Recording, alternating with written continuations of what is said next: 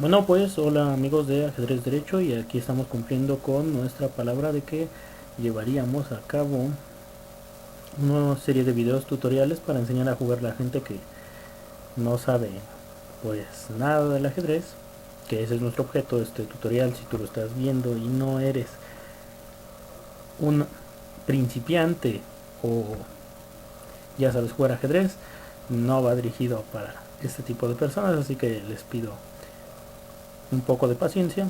Primero que nada es apoyar a la gente para que aprenda algo sobre este maravilloso juego, y esto es cómo jugar. Bueno, pues primero que nada, con lo que se debe de comenzar es con los orígenes de este juego. Cuenta una leyenda, porque hay varias, pero así la más aceptada que se tiene como precedente es de que en la India, hacia el siglo V a.C., existió un sabio que llega con el rey y pide audiencia, a lo cual pues el rey accede, dado que este hombre tenía fama de ser sabio y de ser una persona muy recta en su manera de conducirse. El rey se ve impresionado tras la demostración que le hizo del juego y tras haber jugado algunas partidas con él. Y entonces este rey le dice que le había gustado mucho su juego y que se lo quería comprar, que a cambio de él le pidiera lo que quisiera. Pues este rey se mofa de la petición que le hace el sabio, dado que le pide por su tablero nada más y nada menos la humilde petición de que pusiera dos trigos en la primera casilla, 4 en la segunda, 8 en la tercera, y así sucesivamente hasta cubrir las 64 casillas, y que con eso le bastaría para pagarle el juego. Entonces este sabio le dice al rey, después de que éste se burlara, que si tenía todo el trigo suficiente como para entregárselo, él debería de abandonar las guerras y firmar la paz con todos los estados, con todos los países con los que él tuviera alguna actividad belicosa. El rey pues accede, y entonces manda a llamar a todos los sabios de su corte, y al comenzar a hacer cuentas, ellos se dan cuenta de que era una cantidad atroz lo que le estaba pidiendo, que ni con todo el trigo de su reino podría pagarle. Esta cantidad está compuesta por 20 dígitos. Es la cantidad resultante de 2 a la 64, es decir, 2 por 2 por 2, 64 veces, y posteriormente sumarlas todas. En la actualidad, pues se podría cubrir con esa cantidad de granos a Inglaterra con una capa de 12 metros.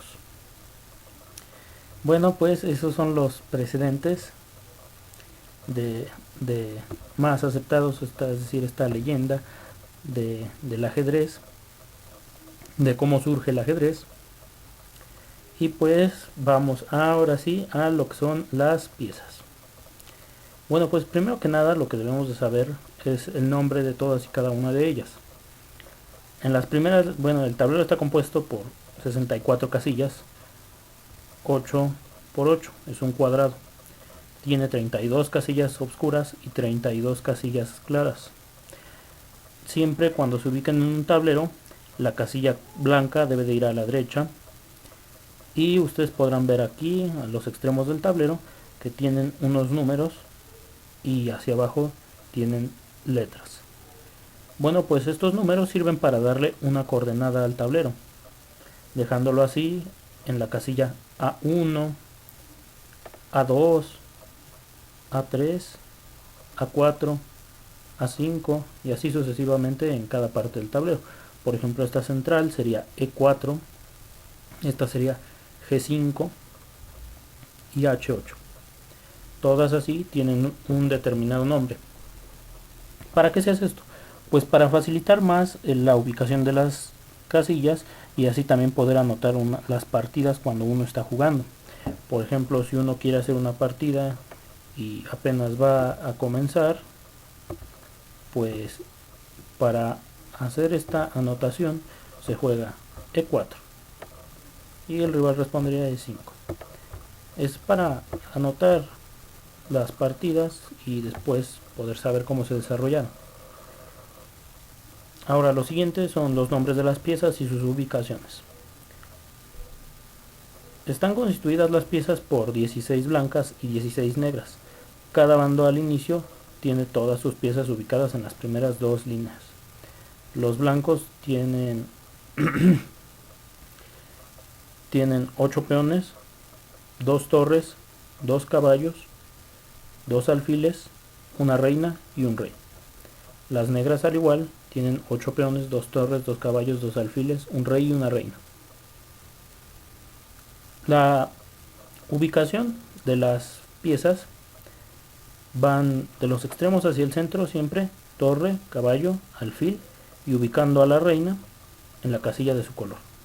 Aquí como podemos verlo, la reina está en la casilla D1, que por cierto también coincide con ser esta la columna D,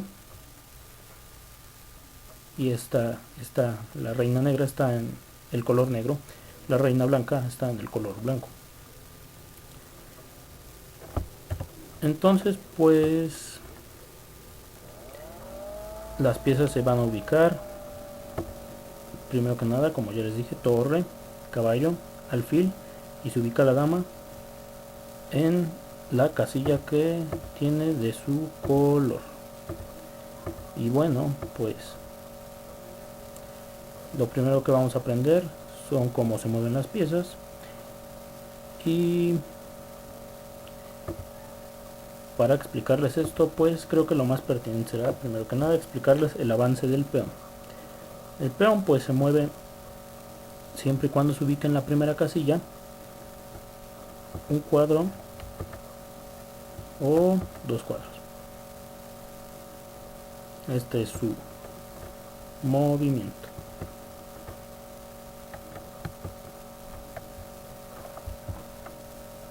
Todos los peones siempre y cuando se ubiquen en su primera casilla van a tener este movimiento, es decir, un cuadro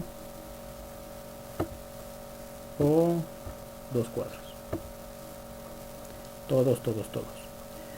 Una vez que se han desplazado 2 cuadros o solo uno, ya solo van a poder desplazarse de un movimiento.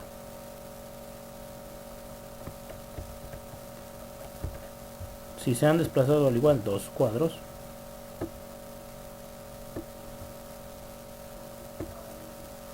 posterior a esto solo podrán desplazarse un movimiento y ya no podrán desplazarse hacia atrás. Es decir, este movimiento no se puede hacer jamás. Es decir, este movimiento en rojo, eso no lo pueden hacer. Entonces su manera de capturar, de comer, es en diagonal. Si se encuentran con una pieza en diagonal en la distancia de una casilla, van a poder capturarla de esta manera.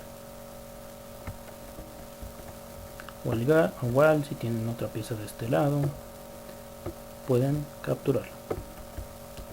De igual manera, si es otra pieza como un caballo, pueden capturarla. Y así pues, ese es el movimiento del peón. Tienen otro movimiento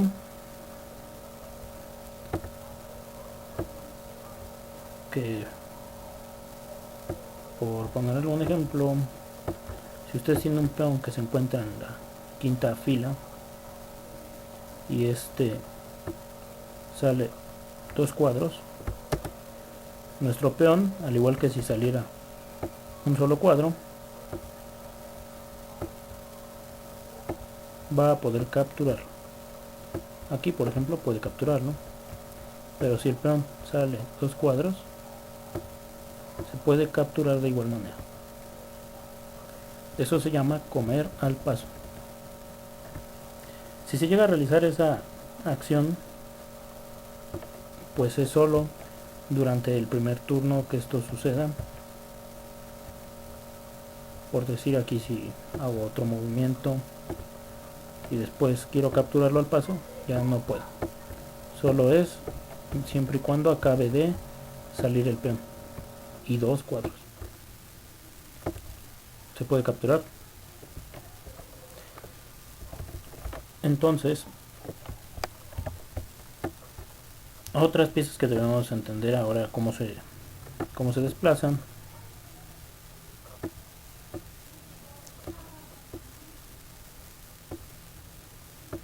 Son las torres. Bueno, pues las torres se mueven sobre las filas y sobre las columnas. De esta manera, estas son las casillas que pueden ser abarcadas por estas piezas.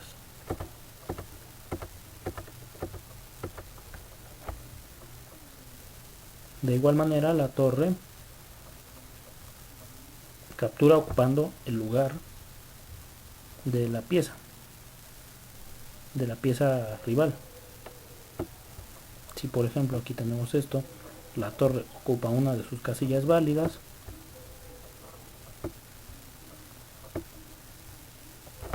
aquí tenemos que el peón se encuentra en F3.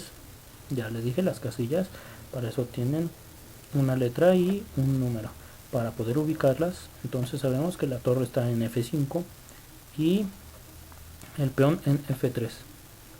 Cuando se captura, se puede decir que se juega torre por F3 o torre toma en F3. Y aquí, como tenemos claro, la casilla se encuentra dentro de la columna de la torre. Entonces puede capturarla y así quedar ocupada en este espacio que es el que antes ocupaba el peón. Algo importante es que las piezas jamás pueden ir a atravesar las piezas, así sean de su bando. La torre no puede hacer esto.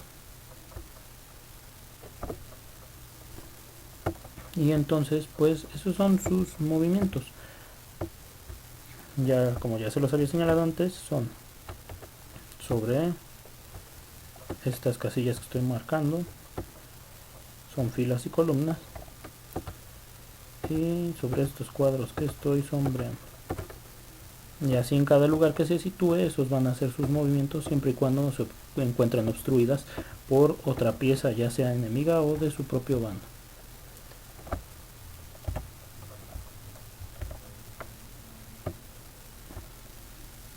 Estas no tienen movimientos especiales, así como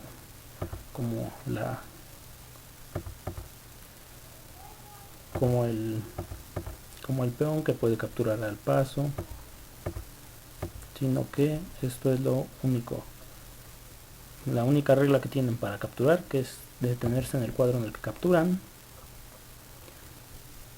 y que no pueden atravesar las piezas. En este caso ahora tenemos al alfil, y el alfil se mueve por las diagonales. En este caso puede moverse por la diagonal que va desde A2 hasta G8 y de A8 hasta F3. Solo puede ir a F3 porque en esta casilla se encuentra un peón y ese peón puede ser capturado. Entonces, como ya les había señalado antes, todas las casillas que sean ocupadas por otra pieza no pueden ser atravesadas por el alfil ni por la torre. En este caso, entonces, todas las casillas que lleve a cabo en las que se puede mover son todas estas que están señaladas con verde y que tienen una flecha inclusive hasta donde está el peón, y la que está marcada. Entonces aquí el alfil, una de sus jugadas, podría ser capturada por el alfil, dejando así el alfil en la casilla F3, y diríamos que se juega alfil por F3. También podríamos decir que se puede jugar alfil F7, o al igual que alfil C4 o alfil A8. Todas estas son jugadas que el alfil válidamente puede hacer y que de las que dispone. En este caso vamos a analizar a la dama, y la dama pues han de tener en cuenta que es una pieza muy valiosa. ¿Por qué es una pieza tan valiosa? Pues precisamente por la cantidad de movimientos que puede hacer. Ahora mismo voy a marcar los movimientos válidos para esta pieza.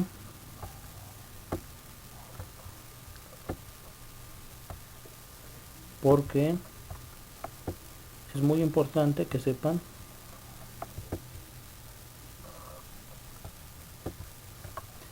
que esta pieza se puede mover mucho precisamente, y por eso es que vale tanto. Entonces aquí les marco todas y cada una de las casillas que pueden ser ocupadas por la dama con estas flechas. Esta es su cantidad de movimientos. Es como si tuviéramos una torre y un alfil juntos. Es la pieza que más casillas puede ocupar y a la que más fácil le resulta moverse por el tablero. En ese caso, la dama se mueve por todos estos cuadros, y igual manera que las otras se mueve capturando al peón. Más bien se mueve, y si captura una pieza, ese es el cuadro que ocupa. No puede atravesarlo.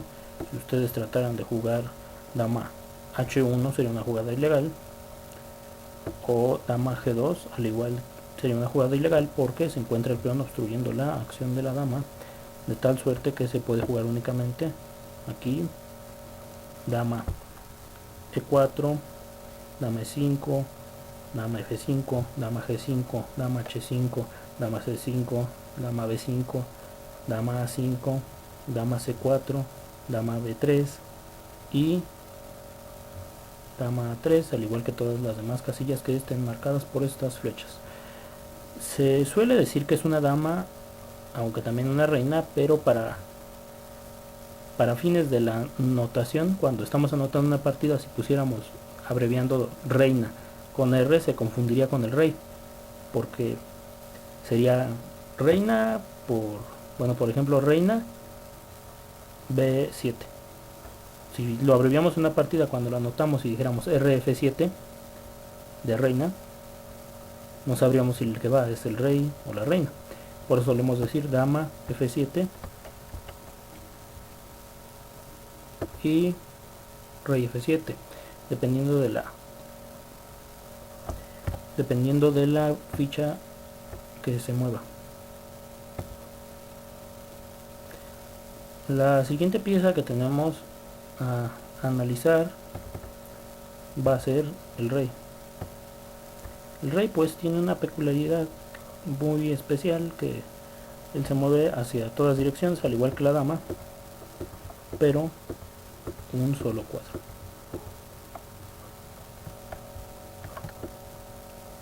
Es decir, solo puede ocupar un cuadro a sus alrededores, pero es una pieza que en los finales, cuando hay pocas piezas, es muy útil. También es la más valiosa porque si tú pierdes esta pieza, pierdes el juego. Cuando una pieza está atacando a esta pieza, es decir, cuando el rey se encuentra en la línea de ataque o en la casilla de ataque de alguna otra pieza, se dice que es jaque. Cuando se gana el juego, es decir, la otra parte, su rey muere, se dice jaque mate. Jaque mate es una palabra que viene del árabe, tal vez. Se sugiere que viene de algo así como shahamate o shahamata, que es Shaham, es un título que se le da a los reyes indios. Ya ven que en la introducción mencioné que este juego fue creado en la India. Entonces, lo más literal que podríamos encontrar de esto sería Shah ha muerto o Shah murió. Es decir, el rey murió o el rey ha muerto. Eso significa jaque mate. Entonces, cuando nosotros estamos en una partida, estos son los movimientos que pueden hacer los reyes. Y obviamente un rey jamás va a poder encontrarse o ponerse en las posiciones de donde se encuentre un cuadro atacado. Son estas que estoy marcando, ya que este rey domina estas casillas y este también. Entonces en esta posición se encuentran con una barrera de uno y el otro rey, en la cual obviamente no pueden avanzar dado que se encuentran obstruidos el uno por el otro. Bueno, pues este es el movimiento de el rey. Ya por último, el que yo considero que es pues más complicado, siempre cuando uno empieza a jugar es al que uno más complicaciones le da, inclusive cuando uno ya se encuentra sabiendo jugar. Son las partidas donde hay caballos, donde más se nos dificulta, dado que los movimientos que tiene son algo especiales. Esta pieza, a diferencia de todos los demás que ya había mencionado, el alfil, torre y la reina, puede brincar sobre las piezas. Sus movimientos son así. Estas son las casillas que en un movimiento este caballo podría ocupar. Este caballo podría, si se encontrara una pieza en cualquiera de estas direcciones, podría brincarla.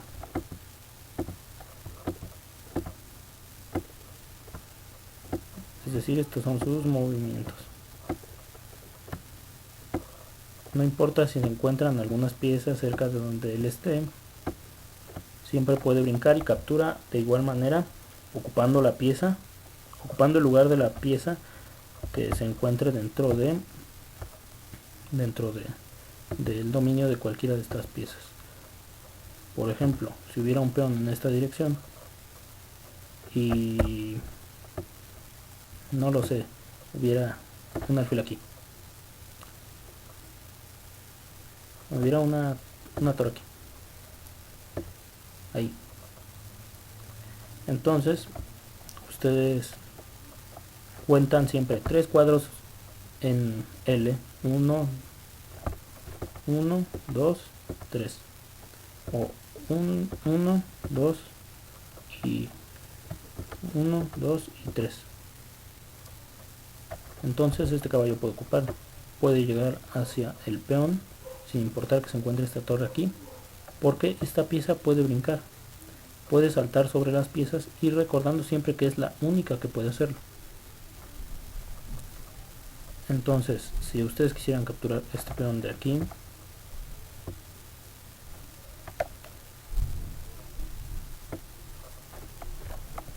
podrían hacerlo. Entonces, ya solo a breves consideraciones después de todo lo que acabamos de decir. Colocamos todas las piezas de nuevo sobre el tablero para analizar que se haya quedado comprendido todo lo que se acaba de explicar respecto a los movimientos, y enseñarles una primera partida que es una clásica, y explicarles más o menos el objeto de la apertura. El juego, para empezar, se divide en 3 partes: apertura, medio juego y final.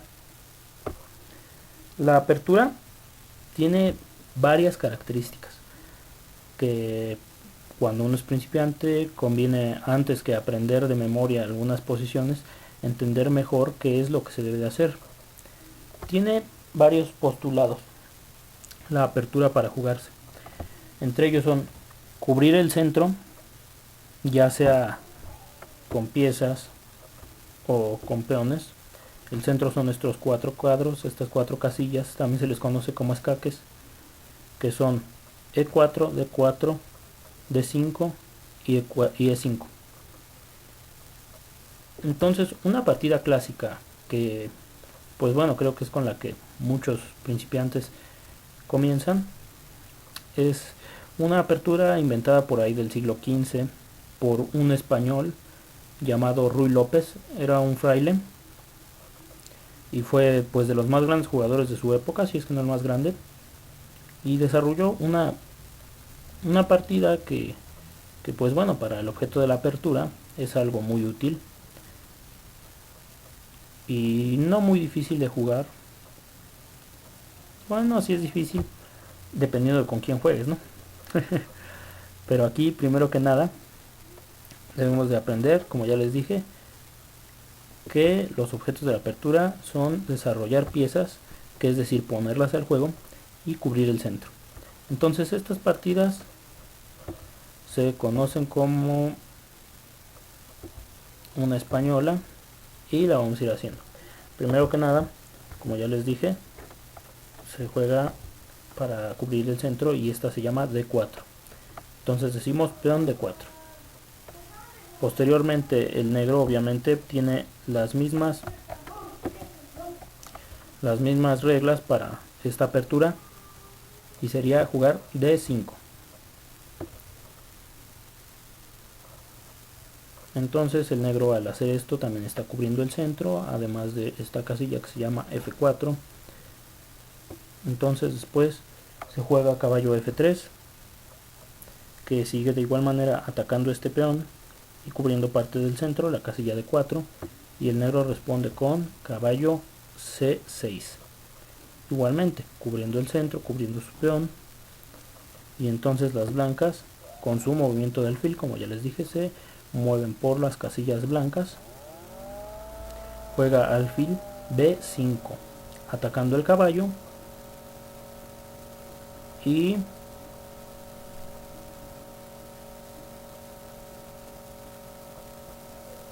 desarrollando piezas. Es decir, desarrollar piezas es meter piezas al juego, hacer que las piezas jueguen. Entonces, en esta partida se suele jugar A6, con lo cual este peón, como ya les dije, su manera de comer es en diagonal. Estaría atacando al alfil. Y si se ataca al alfil, se está amenazando perder una compensación en el juego porque se les ha dado cierto valor a las piezas en el ajedrez. Entonces un peón es el menos valioso, contaría como una unidad. Un peón es 1, un caballo y un alfil valen 3, es decir, valen lo mismo aproximadamente. Y una torre vale 5, así como la dama vale 9 puntos. 9 peones sería. Entonces este alfil se tiene que retirar. Las negras hacen otra jugada que sería de desarrollo y de cubrir el centro. Noten como todas las jugadas que se están haciendo van encaminadas a cubrir el centro, salvo por el alfil que se ha puesto aquí, pero noten que tras ir hacia este cuadro que es B3 pueden cubrir toda la diagonal, la cual pues ocupa también el cuadro de D5, que estaría ocupado por el ataque de este alfil, por la influencia de este alfil, con lo cual es ventajoso y siguen las reglas de la apertura. La otra regla de la apertura, después de cubrir el centro y desarrollar piezas, es enrocarse. Este es un movimiento especial del rey, el cual consiste en mover el rey 2 cuadros, ya sea a la izquierda o hacia la derecha, y pasar a la torre al lado contrario, de esta manera. Y entonces esta es la apertura española, que como ya les dije, está compuesta por E4, E5, caballo F3, caballo C6, alfil B5, A6, alfil A4, caballo F6 y enroque corto. Se dice que es enroque corto porque si aquí en lugar de tener las piezas de esta manera no se encontraran ninguna de estas, se podría jugar enroque largo, y en este caso también se le conoce como, más bien también podemos decir que es enroque largo, y al igual que el enroque corto son 2 cuadros, solo casi el otro lado, siempre y cuando entre estos no se encuentre ninguna pieza, ni entre la torre ni entre el rey, y siempre y cuando ninguna de estas casillas estén atacadas por otra pieza. Entonces puede ser enroque largo o enroque corto. Todo depende siempre de cómo se encuentre la posición y en qué momentos hacerlos. Entonces, sabiendo primero que nada todo esto, ustedes pueden primero que nada pues practicar y como ejercicio les recomendaría que para practicar los movimientos de las piezas pongan un caballo en el centro, ya sea en E4 o en D4, y traten de desarrollar los movimientos necesarios para que éste abarque todas y cada una de las casillas sin haber movido, sin ocupar ninguna más de una vez. Es un ejercicio pues bastante entretenido y que les ayudará a familiarizarse aún más con el movimiento del caballo, que como ya les digo es algo difícil de analizar, inclusive partidas de grandes maestros, que es el máximo título que puede aspirar a tener un ajedrecista, en las cuales pues no se han dado cuenta de ciertos movimientos de caballos y pierden, dado que es más difícil de calcularse, dado que brincan y su movimiento no es algo muy regular al